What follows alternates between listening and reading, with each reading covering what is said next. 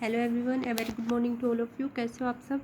I hope सब अच्छे होंगे, सब अच्छे से प्रिपेयर कर रहे होंगे। ये हमारी चल रही है 12th की सेकेंड टर्म के 4th चैप्टर की सीरीज़ कंटिन्यू में। इससे पहले मैंने 2 क्लास डाल दी हैं, प्लीज़ उनको देख लेना, उसके बाद इसको कंटिन्यू करना ताकि आपका बेसिक अच्छे से बना रहे। पहले बेसिक की वीडियो कर रहे हैं, मतलब वीडियो बना रही हूँ। पहले बेसिक अच्छे से करेंगे कंप्लीट। उसमें क्या होगा, उससे आपके जो MCQ का है वो कम से कम 30 तक क्वेश्चन कंप्लीट हो जाएंगे और जो शॉर्ट और लॉन्ग क्वेश्चन उनका बेस बन जाएगा। इन द सेंस कि जब हम आगे पढ़ेंगे उन्हीं चीज़ों को, उनके क्वेश्चन सॉल्व करेंगे तो वो अच्छे से माइंड में सेट हो जाएंगे। तो वो 2 बार रिवीजन वो होगी, एक आप अपना घर से खुद से करोगे तो हो जाएगी। एक जब भी कोई भी न्यू एक्सरसाइज होगी उससे पहले आपको, मतलब जैसे फर्स्ट 1.1 है, then I will tell you definitely what will be the basic of this chapter, what is the basic of that chapter जो आपके लिए बेनिफिशियल है। अगर फिर हम 1.2 करेंगे तो I will tell you the exercise one in what will do in exercise 1.1 और उससे के बिहाफ पे जो हम what did in exercise 1.1 and what will do in exercise 1.2, मतलब कि हमने 1.1 में क्या किया एंड हम 1.2 में क्या करेंगे। उससे क्या होगा, एक बेस बन जाएगा। जैसे मैंने 10th का जो सीरीज़ में डाला है सब कुछ, वो इसी के बेस पे है। उसमें 3-3 4-4 बार रिवीजन मेरी तो एटलीस्ट अच्छे से हो ही गई है। मतलब अगर 10th का आप मेरे से ड्रीम में भी पूछोगे कि इसका क्या आएगा, इस कंसेप्ट से क्या रिलेटेड है, तो मैं इतना अच्छे से बता सकती हूँ क्योंकि मैंने वो चीज़ें 4-5 बार कर ली आपके साथ। मतलब सिर्फ मैंने आपको एक बार करवाया और उसी के साथ मैंने उन चीज़ों को 4-5 बार रिवाइज़ करी। कोई 10th क्लास में हो, 11th में हो, 12th में हो तो प्लीज़ चैनल के बारे में ज़रूर बताएं, इन्फॉर्म कर दें कि हाँ ऐसे ऐसे चैनल है। आप शेयर करोगे, सब्सक्राइब करोगे, बेल आइकन प्रेस करोगे तभी बेनिफिशियल है। देखोगे चीज़ों को, ऐसे तो कोई घर पे आके ऐसे पढ़ाई नहीं होती, खुद को करना पड़ता है। रिवीजन खुद करनी है। कैसे करनी है? अभी लाइव क्लासेस जितनी जल्दी पॉसिबल हो सकेंगे उतनी करेंगे, क्योंकि लाइव क्लासेस का ये बेनिफिट होता है कि हम सामने से इंटरेक्ट कर सकते हैं, पूछ सकते हैं। इस क्लास में थोड़ा होता है, लेकिन मुझे ये लग रहा है कि ये चीज़ें अगर कंटिन्यू में करने वाला है तो उसके लिए भी बेनिफिशियल है। बेनिफिट इस बात का कि उसमें टाइम वेस्ट नहीं होता। उसमें बहुत सारे बच्चों की क्वायरीज होती हैं कि क्या क्या पूछना है, क्या नहीं पूछना, या चुप रहना है, या किसी का क्या कमेंट आ गया है ना, तो वो माइंड डिस्ट्रैक्ट करते हैं। लेकिन इसमें सिर्फ मैं जुड़ रही हूँ और आपके साथ बातें हो रही हैं, बातों के साथ साथ सीख रहे हैं, तो अच्छी बात है ये। बिफोर कंटिन्यूइंग मेरे बारे में बता देती हूँ। मैंने 12th में ब्लॉक टॉप किया है, मास्टर्स और बैचलर्स में मैं टॉप 1% में सिलेक्टेड हूँ बाय गवर्नमेंट। आप मेरे ऊपर ट्रस्ट कर सकते हो, उसी ट्रस्ट के बिहाफ पे श्योरिटी मैं ले रही हूँ। 100 आउट ऑफ 100 आराम से आएंगे। बस आप अच्छे से रिवीजन करना, कोई भी कमी लगे, कोई डाउट लगे किसी भी बात से रिलेटेड तो प्लीज़ पूछ लेना। ये मैंने होमवर्क क्वेश्चन दिया था, properties of multiplications of a vector by a scalar, मतलब m के साथ एक वेक्टर की मल्टीप्लाई कर दी तो अगर राइट और लेफ्ट में दोनों साइड करेंगे तो सेम रहेगी क्या? अगर 1 के साथ राइट और लेफ्ट में करेंगे तो इंडिविजुअल के इक्वल आएगा या नहीं आएगा? 0 के साथ करेंगे तो 0 वेक्टर बनेगा या नहीं बनेगा? नल वेक्टर, वॉइड वेक्टर, है ना, परसों डेफिनेशन करवाई थी, तो प्लीज़ वो वाली चीज़ें देखना। ये 1 है, ये यूनिटी वेक्टर। MN है, मतलब 2 स्केलर्स हैं तो क्या ऐसे स्प्लिट हो जाएंगे? ऐसे M+N है, तो ये ईजी सा कॉन्सेप्ट था, ये आप अपना कर लेना, इनमें कुछ नहीं है, ठीक है। अब है पोजीशन वेक्टर्स। पोजीशन वेक्टर क्या है? Position vector of a point A with respect to a fixed point से O, है ना, is a vector OA, the fixed point is called the origin. मतलब अगर हमें कोई एक पॉइंट से पोजीशन वेक्टर डिफाइन कर रहे हैं, किसी एक फिक्स्ड पॉइंट से उठा के विद रिस्पेक्ट टू A, यहाँ पे पॉइंट A के ले लिया तो ये OA बन गया। ये क्या बन गया? ये बन गया एक वेक्टर, ठीक है, और पोजीशन वेक्टर हो गया क्योंकि एक पोजीशन डिफाइन होगी। टू एक्सप्रेस है, ऐसे ही A भी है, वो भी तो एक पोजीशन वेक्टर ही है, लेकिन यहाँ पे O फिक्स है तो उसका डेफिनेटली बता सकते हैं कितना होगा, ठीक है। To express a vector in terms of position vector of its endpoint, let A be the given vector and origin be O. Let the position vector P be, short में नोटेशन के लिए P डॉट V यूज़ कर दिया, of A and B, B A and B। So OA है वो A हो गया and OB है वो B हो गया। OA है वो A हो गया एंड OB है वो B हो गया। Now by triangle law of addition क्या बोलता है कि अगर मैं OA से स्टार्ट करूँ AB तक जाऊँ तो मेरे पास BO के अपोजिट में आनी चाहिए डायरेक्शन, मतलब सेम में नहीं आनी चाहिए, तो OB आना चाहिए, है ना। यही कल वाली क्लास में, परसों वाली क्लास में अच्छे से यही किया है, तो प्लीज़ पहले वो वीडियो देख के फिर ये कंटिन्यू करना। तो AB क्या हो गया? ये भी क्या हो जाएगा, बी माइनस ए, तो position of vector of B minus of position vector of A. तो जो वेक्टर है उसको रिप्रेजेंट कर सकते हैं हम, position vector of terminal last point है, एंडिंग पॉइंट, या क्या बोल सकते हैं इसको, टर्मिनल पॉइंट है, minus of position vector of initial point. ये एग्जाम्पल है, देख लेना, कंटिन्यू में करवाऊंगी अच्छे से, बहुत अच्छे से, बट अभी बेसिक इतना अच्छे से बना लें कि हमें आगे दिक्कत ना हो। Components of a vector, components of vector in 2 dimension कैसे डिफाइन है, देखो ये इतना इंपॉर्टेंट नहीं है, लेकिन सिर्फ रिजल्ट इंपॉर्टेंट है इसके। कैसे कि हमें कोई पता है कि डेफिनेशन है कि ओपी का कोई पॉइंट आ गया तो एक्स आई और वाई जे के कोऑर्डिनेट होंगे। अगर उनकी डिस्टेंस निकालनी होगी और ओरिजिन से निकालनी होगी तो हम क्या करेंगे, ओपी का magnitude is equal to under root of x square plus Y square, क्योंकि एक्स आई और वाई जे 0i प्लस 0j के साथ डिस्टेंस फार्मूला लग के निकले हैं। डिस्टेंस फार्मूला किसी को समझ में ना आए प्लीज़ 10th क्लास का 7th चैप्टर है कोऑर्डिनेट ज्योमेट्री करके, उसमें मैंने बेसिक में भी समझाया हुआ है, और जब क्लास ली थी 7th चैप्टर की, सीरीज़ में डली हुई है, प्लेलिस्ट भी बनी हुई है, तो प्लीज़ वहाँ से देख लेना ताकि आपके कोई भी कंसेप्ट मिस ना हो। इस चैप्टर का लिंक 10th से बहुत ज़्यादा है, मतलब आपको सारे की सारी ज्योमेट्री पता होनी चाहिए, ठीक है, सारे section formula, distance formula, triangles rule, ठीक है, तो कर लेना। ऐसे ही अगर components of a vector along the axis vector joining points है, अब इनको बताने का कोई बेनिफिट नहीं है क्योंकि ये पेपर में आने वाला नहीं है, लेकिन हाँ सिर्फ ये याद कर लो कि पी से क्यू पॉइंट पे डिस्टेंस बताने हैं, यही तो बोल रहे हैं कंपोनेंट्स ऑफ वेक्टर अलोंग, तो वेक्टर्स के कंपोनेंट ही बताने हैं। तो क्या होंगे, x2 माइनस ऑफ x1 का square plus y2 minus of y1 का स्क्वायर, डिस्टेंस फार्मूला में यही होता है, लेकिन हमें कोऑर्डिनेट वेक्टर की फॉर्म में बताने हैं तो क्या करेंगे, x2 minus of x1 into आई और y2 minus of y1 into जे, ये वेक्टर के कोऑर्डिनेट बन गए, ठीक है। ये components are called component vector of the vector P Q, ठीक है। ऐसे ही अगर ये 3 डायमेंशन में हो तो क्या करेंगे, 3 डायमेंशन में हो तो एक्स एक्सिस के अलोंग क्या होगा, x2 minus of x1 into I, y2 minus y1 into J and z2 minus of z1 into के, मतलब सिर्फ ये वाली चीज़ एक्स्ट्रा आ जाएगी, और ये क्या होंगे, कंपोनेंट बन गए, कंपोनेंट वेक्टर है वेक्टर पी क्यू की। यहाँ पे सिर्फ 3 डायमेंशन था, ये 2 डायमेंशन था, ठीक है। आई जे लगाना है, कुछ नहीं करना, डिस्टेंस फार्मूला का यूज़ करना है, बस डिस्टेंस फार्मूला में स्केयरिंग और रूट करना है, वो वाला काम नहीं करना। अगर मैग्नीट्यूड बताना है, मैग्नीट्यूड तो डिस्टेंस फार्मूला से ही बनता है, ठीक है। तो ये इंपॉर्टेंट है, 7th चैप्टर 10th क्लास का। आपकी 12th और आप मतलब आपकी 11th और आपकी 12th सारी की सारी 10th पे ही बेस करती है। तो किसी ने अगर कोविड की वजह से अपना 10th का या 11th का स्किप कर दिया है, प्लीज़ 10th का तो अच्छे से कर लेना, क्योंकि उसके बेस पे 12th का सारा है। 11th का है थोड़ा बहुत, लेकिन 12th का बेस अच्छे से करने के लिए प्लीज़ 10th का मैथ बहुत अच्छे से आना चाहिए, और कम से कम इतना ज़्यादा ना बना रहे हो, नहीं बनाने कि हाँ भी सारे क्वेश्चन करें या कुछ नहीं, तो बेसिक तो कम से कम पता हो कि हाँ इस चैप्टर में ये था, उसमें ये निकालना है। मैथ के लिए क्या काम करना होता है, माइंड को सिर्फ इंस्ट्रक्ट करना होता है कि हमें ये काम करना है, बस जिस टाइम आपने ये सोच लिया कि ये काम करना है, बस आधे से ज़्यादा आपने जंग जीत ली है। 100 आउट ऑफ 100 में से कम आपने 85 का काम कर लिया सिर्फ सोच के। जब हम माइंड को ये बता देते हैं कि हमें ये करना है, तो वो अपने आप उस काम को करने में लग जाता है। तो प्लीज़ बेसिक की 35 वीडियो होंगी, छोटी छोटी करके ही हैं, अगर 1 दिन लगाओगे 2 दिन लगाओगे तो कंप्लीट हो जाएगी। इतना नेट सबके पास है, सबके पास फ़ोन भी है। The magnitude of a vector P Q where coordinates of P and Q are, क्या क्या है, x1 y1 z1 and x2 y2 z2 respectively is given by P Q.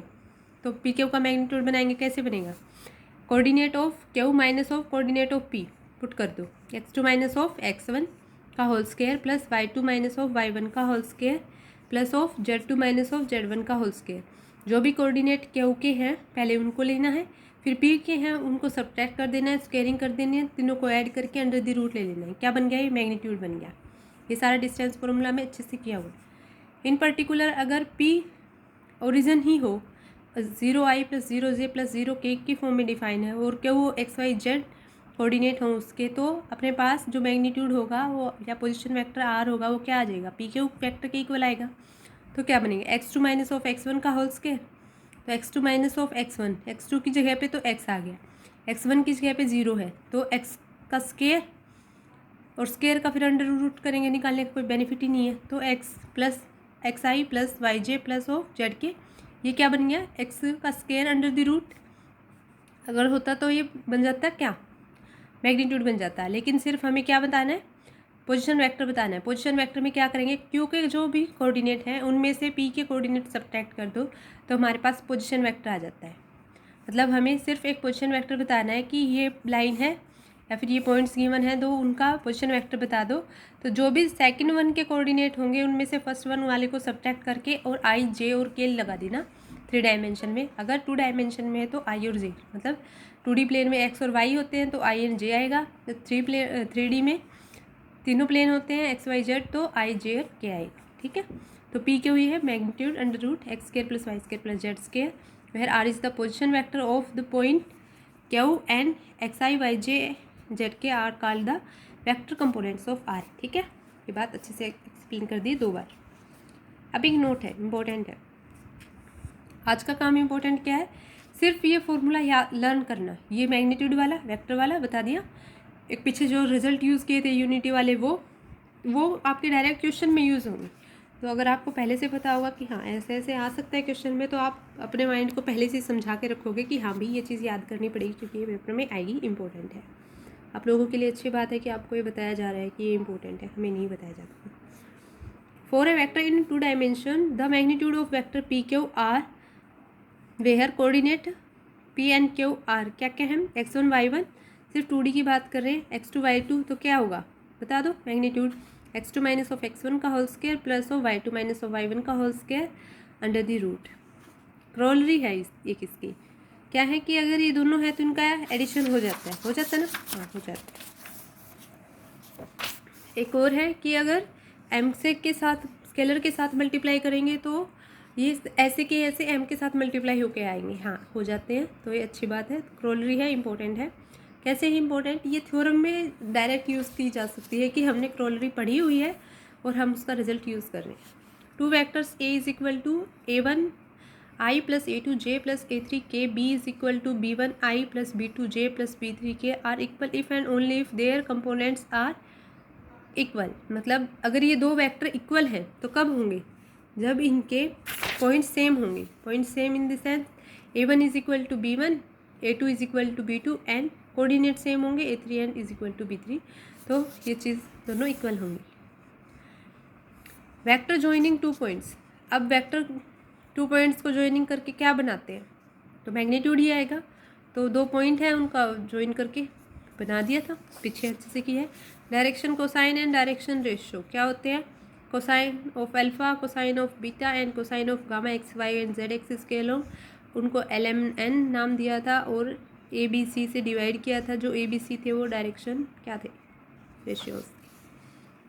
तो यहाँ पे direction ratio A1 A2 A3 है, तो क्या होगा, ए कैप क्या होगा उसका मैग्नीट्यूड, तो यूनिट वेक्टर क्या होता है, वेक्टर अपोन में उसका मैग्नीट्यूड, तो AI plus A1 I plus of A2 J plus A3 के डिवाइड में इनका अंडर रूट करके मैग्नीट्यूड ले दिया। मतलब मैग्नीट्यूड में क्या होता है, अंडर रूट ऑफ A1 का स्क्वायर प्लस A2 का स्क्वायर प्लस ऑफ A3 का स्क्वायर, तीनों को अलग अलग स्प्लिट कर लिया तो ये क्या बन गए, डायरेक्शन को साइंस बन गए। ठीक है, क्वेश्चन आप ट्राई करना है, फॉर एग्जाम्पल ये आपका काम है। अभी करते हैं नेक्स्ट टॉपिक।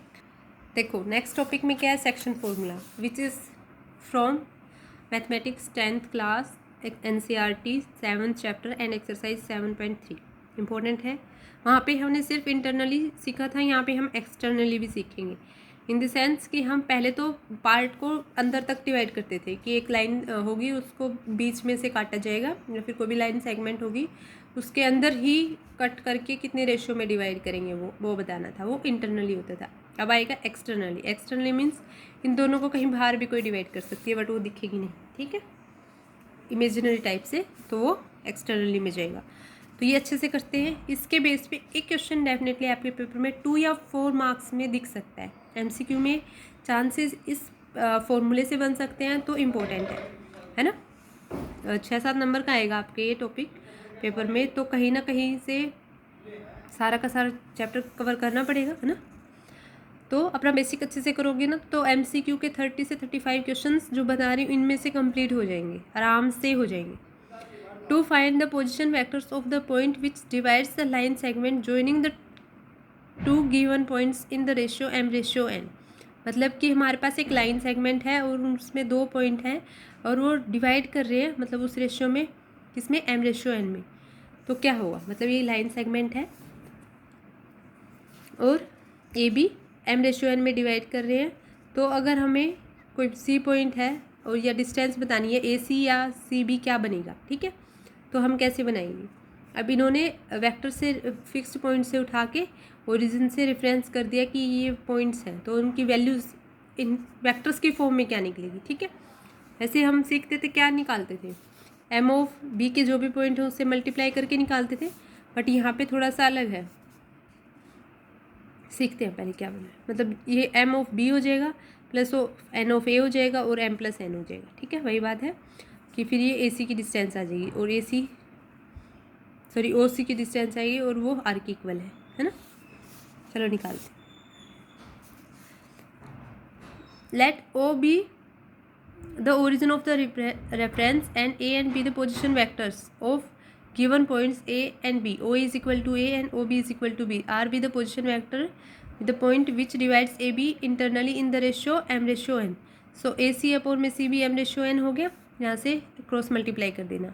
अब इनकी सेम डायरेक्शन है, तो सेम डायरेक्शन है मतलब n ऑफ AC है और is equal to m of CB है, मतलब एक वेक्टर में रिप्रेजेंट कर सकते हैं। AC क्या होगा, AC क्या होगा, अगर ये पोजिशन फिक्स है, A से हम AC पे गए तो ये आर आ गया, मतलब आर माइनस ऑफ ए करेंगे तो हमारे पास ये आर आ जाएगा, है ना।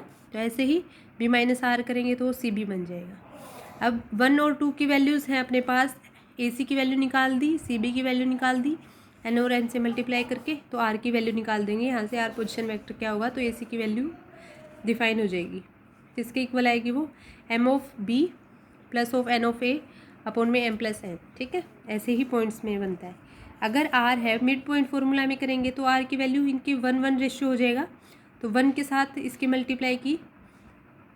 मिड पॉइंट फॉर्मूला में क्या होता है कि एग्जैक्टली मिड में है, मतलब एम और एन इक्वल है, एम और एन इक्वल है तो यहाँ से एम प्लस ऑफ एम कर देंगे, एम प्लस एन करेंगे तो क्या हो जाएगा, एम प्लस एम कॉमन आ जाएगा तो बी प्लस ए हो गया और एम प्लस एम यहाँ से 2m हो जाएगा, तो एक एम से एम कैंसिल, बाय में 2 आ जाएगा। M is equal to n है तो एन भी पुट कर सकते हैं, ऐसे उससे सोल्व हो जाएगा। और ऐसे मिड पॉइंट फॉर्मूला का मतलब क्या होता है, ये 1:1 में डिवाइड कर रहे हैं तो एम और एन 1 इक्वल टू 1:1 एज्यूम कर लेना और ए प्लस ऑफ बी अपॉन में 2 अपने पास किसकी वैल्यू आ जाएगी, आर की वैल्यू आ जाएगी। अगर ये एक्सटर्नली डिवाइड करते हैं m/n में तो क्या आता, तो आता m B minus of n A upon में एम माइनस एन। ये फॉर्मूला है, याद कर लेना, इम्पोर्टेंट है, आपके एग्ज़ाम में एक्सटर्नली से ही पूछा जाता है, क्योंकि इंटरनली हम 10th में बहुत अच्छे से करके आ चुके हैं, ठीक है। अभी करते हैं नेक्स्ट टॉपिक, क्या है, प्रोडक्ट ऑफ टू वेक्टर्स। क्या बोल रहे हैं, प्रोडक्ट ऑफ टू वेक्टर्स होती क्या है। अब टिल नाउ हमने प्रोडक्ट सिंपल तो सीख ली, और स्केलर और dot product, vector cross product सीखा है थोड़ा थोड़ा, है ना, पीछे आया हुआ है शायद। तो हम स्केलर और डॉट प्रोडक्ट करते हैं टू वेक्टर्स की, कि ए और बी को 2 वेक्टर ले लिए, थीटा एंगल ले लिया और डायरेक्शन है उन वेक्टर्स की डिफाइन कर दी, और स्केलर ए बी है वो ऐसे डिनोट कर दी, ए डॉट बी। तो जहाँ पे डॉट है, देखो जहाँ पे भी डॉट आएगा तो वहाँ पे है कोसाइन ऑफ थीटा, जहाँ पे भी क्रॉस आएगा वहाँ पे है साइन ऑफ थीटा। मतलब आप अपोजिट करके याद कर सकते हो, कैसे, जैसे डॉट है तो कोसाइन ऑफ थीटा आएगा, साइन थीटा नहीं आएगा, और क्रॉस है तो वहाँ पे साइन थीटा आएगा, नहीं कि कोसाइन। तो याद करने का तरीका बता दिया मैंने। ए का मैग्नीट्यूड करेंगे तो वो ए के इक्वल होगा, बी का मैग्नीट्यूड करेंगे तो वो बी के इक्वल होगा। This implies A dot B vector की प्रोडक्ट कर रहे हैं, dot product of two vectors A and B is equal to A B cos of theta या cosine of theta. Cosine of theta ही बोलना ताकि आपके लिए हेल्पफुल रहे। ये रिमार्क आप पढ़ लेना, मैं कल कोशिश करूँगी कि आप ये अच्छे से करके आओगे ताकि मुझे थोड़ा कम बताना पड़े, ठीक है। तो एक दो बता देती हूँ। Length of vectors as a scalar product कैसे होगी, स्केलर प्रोडक्ट करनी है वेक्टर्स की, a dot a, cosine of angle नहीं दे रखा तो हम 0 ले लेंगे क्योंकि गिवन नहीं था, कोसाइन ऑफ 0 है वो क्या हो गया। अब एक बात बताओ, गिवन नहीं था और 2 पॉइंट्स के बीच में ही सिमिलर अगर पॉइंट ही ले रहे हैं तो उनके बीच में एंगल 0 है। ये एंगल अलग अलग हो सकते हैं, 0 30 degree, 45 degree, 60 degree and 90 degree. 8 chapter की ट्रिग्नोमेट्री के 8.3 एक्सरसाइज में अच्छे से बता रखे हैं, तो प्लीज़ वहाँ से देख लेना ताकि आपका कवर अप हो जाए। बेसिक अच्छे से देख लोगे 10th का तो आपको यहाँ पे कोई दिक्कत नहीं आएगी। 12th में अभी कोविड की सिचुएशन में जिन्होंने भी मैथ ले रखा है उनका बुरा हाल है, मुझे पता है, उनको कुछ नहीं आता जितनी मैंने क्लासेस ली हैं, बट आप अच्छा कर सकते हैं कंटिन्यू में पढ़ के, ठीक है। तो ये प्लीज़ आप होमवर्क अपना बनाना है। एक दूसरे के बीच में कोई पॉइंट ही नहीं था, मतलब एक ही वेक्टर है तो उनके बीच में कोई एंगल ही नहीं होगा। That means cos of zero और कोसाइन ऑफ ज़ीरो क्या होता है, 1 होता है। उसकी वैल्यू, सबकी वैल्यू मैंने अच्छे से बता रखी है। तो 1 आ गई और ए डॉट ए है वो ए कैप के इक्वल हो जाए, सिंपल ए के इक्वल हो जाएगा, तो ये ए स्क्वायर होगा, ठीक है। अगर ऐसे ही हो तो ये डिफाइन होंगे या नहीं होंगे ये आप अपना कर लेना रिमार्क वाला। तो प्लीज़ सारे के सारे लाइक कर दिया करो वीडियो को, शेयर कर दिया करो, सब्सक्राइब कर लो चैनल को, और कमेंट में बताया ज़रूर करो कि कैसी लगी क्लास, ठीक है। मिलते हैं नेक्स्ट क्लास में। Thank you so much. अगर ऐसे ही अच्छे से प्रिपेयर करते रहे, साथ में इंपॉर्टेंट वगैरह सब पता चल जाएगा, डोंट वरी, सब बता दूँगी अच्छे से, बट आप इतना काम करें कि आप पढ़ लें, अपना रिवीजन कर लें। मिलते हैं नेक्स्ट क्लास में। Thank you so much. Okay bye.